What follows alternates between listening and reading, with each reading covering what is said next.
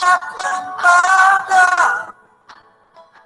atas nikmat yang diberi padaku. Terima kasih ucapkan pada karena aman sentosa selalu kita dididik serta dipimpin agar kita semua tidak keciciran. Baik, Assalamualaikum warahmatullahi wabarakatuh. Waalaikumsalam warahmatullahi wabarakatuh, Cikgu Rahmat. Baik, terima kasih kepada murid-murid cikgu yang telah pun berada di dalam talian pada ketika ini. Baik, sebagaimana biasa, cikgu akan mengalu-alukan murid-murid cikgu yang telah pun berada dalam kelas cikgu. Antaranya yang boleh cikgu baca di bahagian tepi ini ada Adriana Azhara, ada Rahmat Ryan, Alia Marisa, Alia Maisara, Ana Balkis, Firdaus Safwan, Muhammad Aaron, Muhammad Airil, Muhammad Amirul, okey, ada dua Amirul, Muhammad Ashraf, Muhammad Imran, Firas, Hazwan, Aina Nadia, Nur Shazlin, Nur Alisha, Nur Alia Umairah, Nur Damian, Nur Insya Suhaidah, Nur Kasih, Nur Anik Hamzah, Nur Suhailah, Siti Nurul Jannah dan Sofia Rauda. InsyaAllah ada lagi yang akan baru masuk. Okey, tahniah bagi yang baru masuk. Hari ini kita akan sambung topik perbincangan sejarah kita dan cikgu akan kongsikan skrin yang akan cikgu bincangkan pada hari ini, dan suka ingatan cikgu pada semua murid-murid supaya memastikan mikrofon ditutup. Okey, mikrofon mestilah ditutup. Kamera boleh on, tak kisah. Okey, dan tumpukan perhatian kepada penerangan yang cikgu berikan. Baik, kita akan menyambung topik perbincangan kita kali ini di bawah Kerajaan Melayu Awal. Kali ini bahagian yang kedua.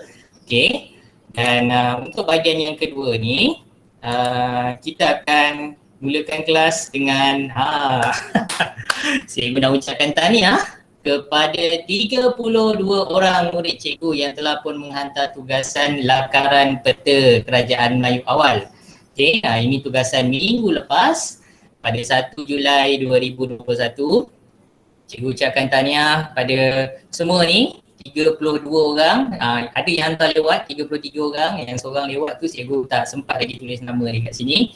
Baik, dan macam yang cikgu cakap, ada hadiah istimewa untuk murid-murid cikgu yang hebat dalam lakaran peta ni. Okey, cikgu lihat, cikgu senaraikan kat situ ada nama yang berwarna hijau. Okey, nama-nama yang berwarna hijau ni cikgu ucapkan tahniah kerana kamu akan dapat satu voucher makanan waktu rehat di kantin bernilai RM4.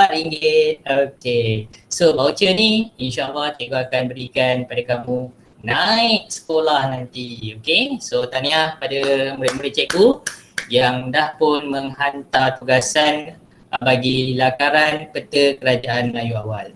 Baik, seterusnya ini yang akan kita belajar pada hari ini. Baik, standard kandungan yang akan cikgu sentuh hari ini masih lagi 4.1 Kerajaan Melayu Awal. Tetapi standard pembelajaran kita terus ke topik yang berikutnya, iaitu pada akhir pembelajaran murid-murid akan dapat 4.1.3, iaitu menjelaskan hubungan diplomatik Kerajaan Melayu Awal di Kepulauan Melayu. Ingat kata kuncinya, hubungan diplomatik. Okey, dan 4.1.4 menguraikan kegiatan ekonomi Kerajaan Melayu Awal. Okey, kita nak lihat pula apa kegiatan ekonomi yang berlaku dalam Kerajaan Melayu Awal. Baik, seterusnya kita masuk ke topik yang ketiga, iaitu topik sambungan daripada minggu lepas. Minggu lepas kita berhenti topik 1 dan topik 2. Minggu ni kita akan sambung topik yang ketiga. Baik, hubungan diplomatik kerajaan Melayu awal. Murid-murid boleh lihat buku teks muka surat 92 dan 93. Okey, yang pertama kita kena tahu apa makna hubungan diplomatik. Okey, hubungan diplomatik ni maknanya ialah hubungan yang terjalin. Okey, cikgu gunakan istilah simbolik dua jari ni. Maknanya terjalin antara sebuah kerajaan dengan kerajaan yang lain. So masa zaman kerajaan Melayu awal ni, kerajaan-kerajaan yang wujud yang kita dah belajar 10 kerajaan, kenal nama-nama kerajaan yang lepas tu, telah menjalinkan hubungan diplomatik ni dengan dua kuasa besar dunia pada ketika itu, iaitu China dan juga India. Okey, kenapa China dan India ni? Sebab dua-dua negara ni pada ketika itu merupakan negara yang hebat, kuat, ada tentera yang boleh mengembara ke serata dunia, dan hubungan perdagangan antara dua-dua negara ni juga sangat luas. So untuk memudahkan murid tahu dan kenal pasti kenapa kerajaan Melayu awal ni menjalinkan hubungan diplomatik dengan dua kuasa besar ni, cikgu gunakan konsep Abang Besar Giant. Okey, murid-murid pernah lihat dan tonton cerita Doraemon. Dalam cerita Doraemon, watak Giant ni ialah budak lelaki gemuk, budak lelaki gemuk yang suka pukul kawan-kawan dia kalau dia tak ikut arahan ataupun apa yang disuruh oleh Giant ni. Dia tak dapat sesuatu nanti dia marah. Jadi oleh kerana itu, Dia selalu nak. oleh kerana itulah Giant ini watak dia ialah watak abang besar. Dia siapa yang dekat dengan dia, baik-baik dengan dia, semua dia lindungi. Tapi kalau siapa menentang dia mesti akan pukul, dan sebagainya. Yang pukul tu nilai yang tak baik lah, jangan ikut. Tetapi apa yang cikgu nak bawa kat sini, watak Giant itu, abang besar Giant tu yang melindungi kawan-kawan dia yang suka dengan dia. Kalau kawan yang tak suka dengan dia, dia akan So konsep itu cikgu terapkan dalam kenapa kerajaan-kerajaan Melayu awal menjalinkan hubungan diplomatik dengan China dan India. Salah satu sebabnya untuk perlindungan. Untuk perlindungan daripada apa? Daripada serangan musuh dan sebagainya. Baik, seterusnya mari kita lihat dari segi politik. Ini ada dekat dalam buku teks muka surat 92. Baik, dari segi politik, ini yang cikgu sebutkan tadi. Kerajaan-kerajaan Melayu awal menjalinkan hubungan diplomatik antaranya untuk menjamin keselamatan dan mengekalkan kedudukan. Gambar ni ada dekat dalam buku teks. Dua negara China dan India, dia salam. Dia bersahabat dengan tiga kerajaan ni, Kedah Tua, Sriwijaya dan Majapahit. Kerajaan Kedah Tua ni dia berdekatan dengan negara Siam. Thailand, sekarang ni Thailand. Pada ketika itu Siam pun sebuah negara yang kuat dan selalu memberi ancaman kepada Kedah Tua. Maklumlah kerajaan Melayu awal ni baru wujud lagi pada ketika itu. Jadi oleh kerana itu Kedah Tua dia menjalinkan hubungan diplomatik persahabatan dengan negara China. Jadi Siam pun kalau dia nampak Kedah Tua dah ada kamcing baik punya hubungan dengan China, dia pun akan rasa apa? Takut. Takut apa? Kalau dia serang Kedah Tua, nanti China pula serang dia kan. Jadi ini salah satu daripada sebab kenapa kerajaan-kerajaan Melayu awal menjalinkan hubungan diplomatik dengan negara China dan India. Okey, yang kedua, ekonomi. Okey, kalau murid-murid lihat muka surat 93 buku teks. Okey, antara sebab kerajaan Melayu awal ni menjalinkan hubungan diplomatik ialah untuk memasarkan barang dagangan seperti rempah ratus, biji timah dan juga emas. Okey, rempah ratus ni murid-murid, kalau murid-murid lihat gambar dalam buku teks tu, ada gambar rempah ratus. Muka surat 93. Okey. Ada gambar rempah ratus kat dalam buku teks tu. Murid-murid lihat kat situ ada rempah ratus yang kita gunakan dalam masakan. Okey. Nombor masak. Ya. ada apa ni, bunga cengkeh, okey, kulit kayu manis. Okey, semua rempah-rempah ratus ni sebenarnya banyak terdapat di kawasan kerajaan Melayu awal, okey, kawasan Kepulauan Melayu. Okey, oleh kerana terdapatnya banyak di kawasan kita, maka pedagang-pedagang dari China dan India ni banyak yang datang ke tempat kita untuk beli barang tu dan bawa balik ke negara mereka. Contoh paling dekat rempah ratus, sebab contoh orang India dia suka makan kari, tapi bila dia nak buat serbuk kari tu, rempah ratus terutamanya cengkeh dan sebagainya tu perlu dapat daripada Kepulauan Melayu. Jadi kepentingan perdagangan kat situ sangat-sangat diperlukan. Okey. Baik, seterusnya yang ketiga dari segi sosial. Okey. Cikgu ambil gambar ni, menarik gambar ni. Cuba lihat muka surat 94. Dalam buku teks tak ada gambar ni, tapi cikgu petik gambar ni. Okey. Dari segi hubungan sosial, kerajaan-kerajaan Melayu awal ni menjalinkan hubungan diplomatik dengan dua negara tadi, China dan India. Tujuan dia untuk mengeratkan persahabatan dan hubungan kekeluargaan melalui apa? Melalui perkahwinan. Okey. Contoh kalau ada kerabat daripada China, dia berkahwin dengan puteri daripada atau raja daripada kerajaan-kerajaan Melayu awal ni, maka hubungan kekeluargaan melalui perkahwinan tu lebih erat. Okey. So gambar ni cikgu ambil gambar sepasang pengantin Cina. Dua-dua orang ni sebenarnya orang Cina ni. Lelaki Cina, perempuan pun Cina. Okay? Tetapi dia memilih untuk bersanding ataupun berkahwin menggunakan pakaian masyarakat Melayu. Okay? Pakaian tradisional masyarakat Melayu. Okay? Hebat kan ni. Okay? Orang lain sibuk nak pakai pakaian kita kan. Tapi orang kita pula sibuk nak kahwin pakai tali leher lah, blazer lah kan. Okay? So Alia Marisa kalau nak kahwin nanti, pastikan pakai pakaian tradisional masyarakat Melayu kita. Saya tak nak kahwin lah. Contoh. Okay, next. Kita masuk yang keempat, topik yang terakhir. Topik yang keempat yang terakhir ni kita nak lihat tentang kegiatan ekonomi kerajaan Melayu awal. Okay, kegiatan ekonomi kerajaan Melayu awal ni boleh lihat dari muka surat 95 sampailah muka surat 98. Okey, kegiatan ekonomi yang tersenarai dalam buku teks tu, cikgu ringkaskan masuk dalam bentuk jadual macam ni. Jadi senanglah nak faham kan. Okey, so ada 4 kegiatan ekonomi yang disenaraikan dalam buku teks. Okey, yang pertama pertanian. Apa orang Melayu buat masa tu? Orang Melayu masa tu dia dah mula menanam padi, pisang, buah pala. Buah pala macam mana rupa dia? Ada kat bawah ni. Cikgu dah snap gambar buah pala. Dia ada biji warna merah kat dalam tu kan. Okay. Dan juga ubi kayu. Buah pala ni banyak khasiat. Okay. Orang India daripada negara India suka. Cikgu suka nak buka. Buku teks muka surat 95. Okay.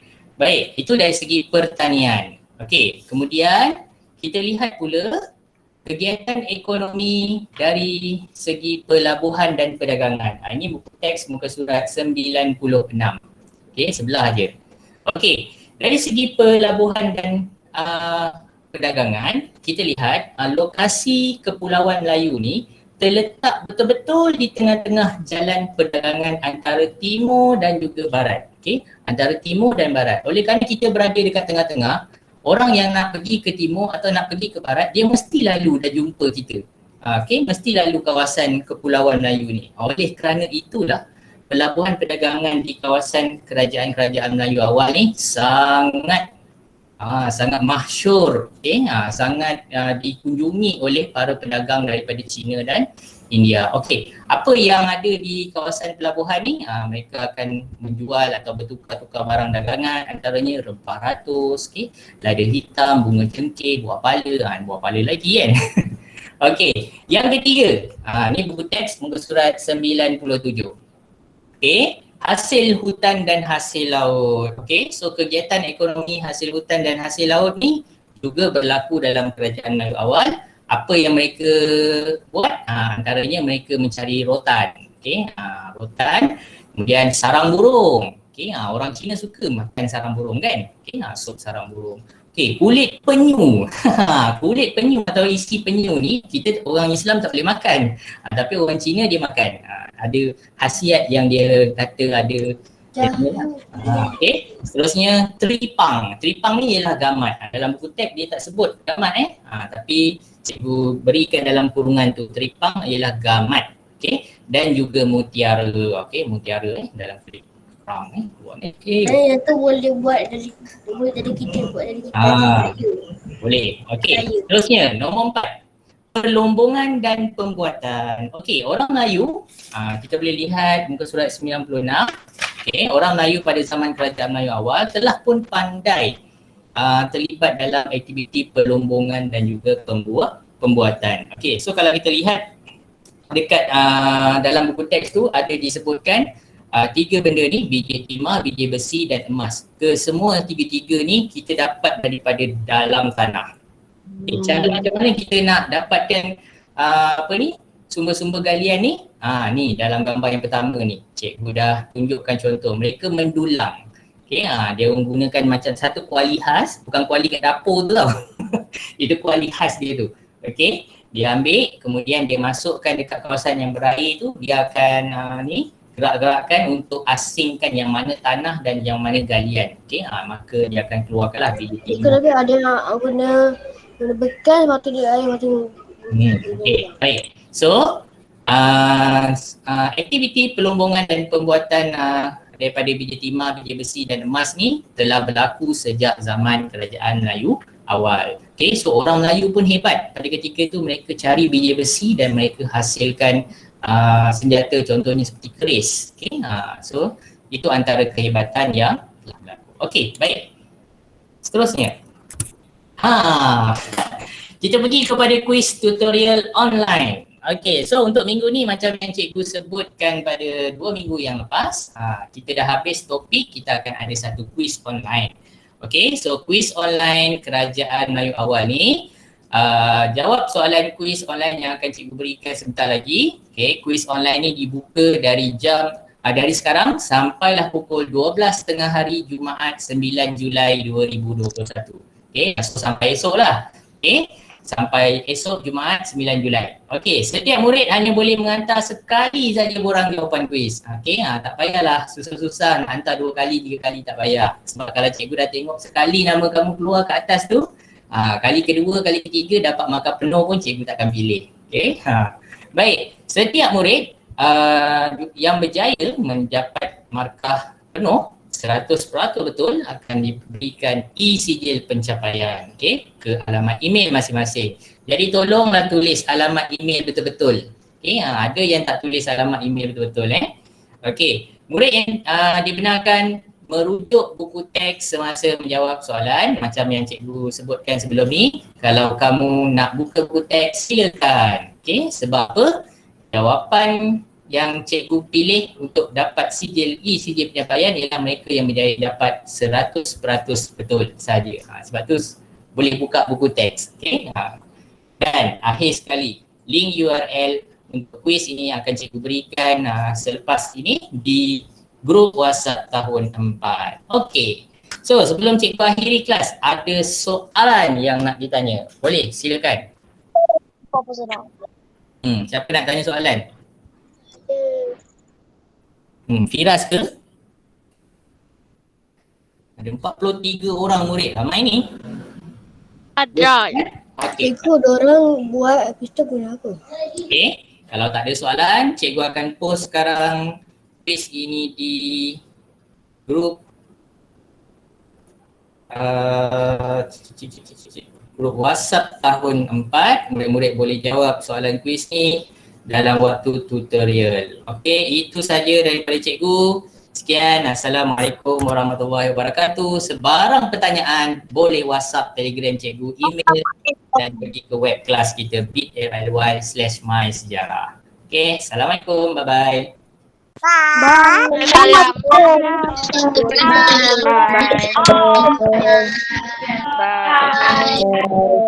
Bye. Terima kasih cikgu. Bye. Salam. Bye. Bye. Bye. Cikgu diorang buat Instagram.